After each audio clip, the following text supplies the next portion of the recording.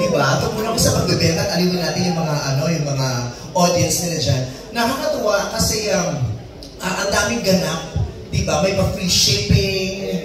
Diba? May pa-free shipping. Tapos, ang nakaka-excite lagi yung 70% voucher. Yes! Diba? Tayo mga Pinoy, lalo na sa panahon ngayon, ang laking bagay sa atin yung free shipping pa lang na mawawala dun sa mga babayaran natin. Malaking bagay sa atin yun. Tapos yung 70% voucher, diba parang pinamigay na lang yung binili mo, ang laking-laking bagay yun para sa ating mga mamimili. And yun lagi yung hinahanap ng ating Shopee Fam tuwing may live tayo. Correct. Kaya ayan, nakaka-excite na talaga naman ngayon.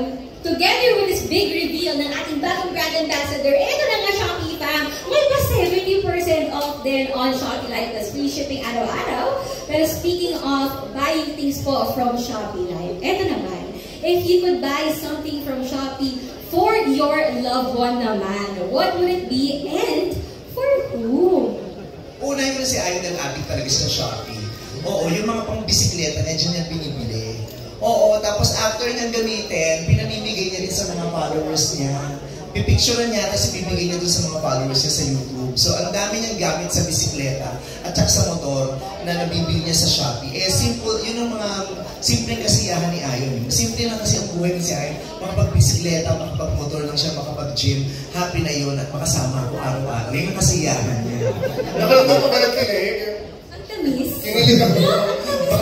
Ako kaya win. Ako kaya win. At saka mga gamit sa bahay, yung nanay ko rin kasi, di ba yung mga nanay natin, yung kahit hindi naman nila palagi ang ginagamit, pag binigyan mo sila ng gamit sa bahay, sa kusina, ang saya-saya nila.